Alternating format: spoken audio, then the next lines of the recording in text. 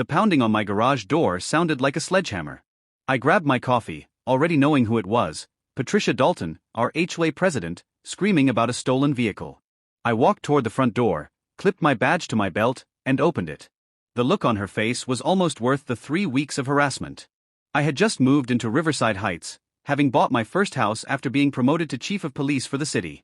My pride and joy, a 1969 Ford Mustang Boss 429, a restoration project with my late father, sat safely in my garage. I kept my job a secret, preferring privacy. The trouble began when Patricia's 17-year-old son, Tyler, appeared. He ran his hand over my car and demanded a test drive, citing his father's high HOA fees. That basically means he owns part of this street. I told him no, and Tyler stormed off. 20 minutes later, Patricia was at my door in her HOA battle outfit. She demanded I accommodate Tyler and launched into a campaign of ridiculous fines.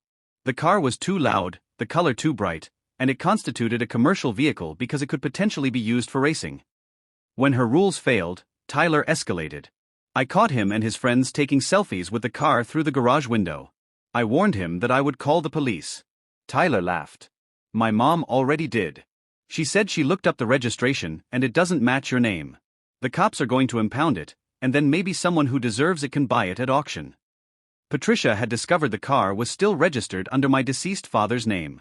Just then, 3 patrol cars came screaming down our quiet street. Patricia emerged, looking triumphant. "Officers," she called out. "He's right there. The thief is right there." The officers stopped. Martinez and Davidson recognized me immediately. "Chief Morrison?" Martinez asked, his voice a mix of confusion and concern. "Morning, Martinez," I replied casually. "Beautiful day, isn't it?" Patricia's mouth fell open. "Chief, what do you mean, Chief?" Davidson stepped forward. "Ma'am, this is Chief Morrison. He's our boss.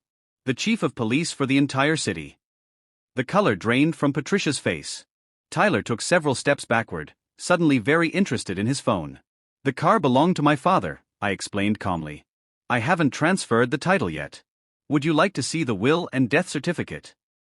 "Martinez," I said, "I'd like you to take a full report. This woman called 911 to make a deliberate false report about a stolen vehicle." Thompson activated his body camera and faced Tyler, who, trying to act tough, burst out, "Yeah, so what? My mom runs this neighborhood. She could buy and sell you." The rookie, Patel, continued recording. Patricia was cited for filing a false police report and misuse of emergency services. The body camera footage went viral. Entitled HOA President Calls Cops on Police Chief garnered millions of views. Tyler's rant became a meme. At the emergency HOA meeting, neighbors who had suffered under her tyranny finally spoke up. The vote was unanimous. Patricia was removed from the HOA board immediately. In court, Judge Rise was unimpressed with her excuse. "Mrs. Dalton," he said, "you admitted to checking the registration and immediately calling 911 without any attempt to verify your suspicions. That's not concern. That's malicious intent." Patricia was fined $8,000 plus court costs.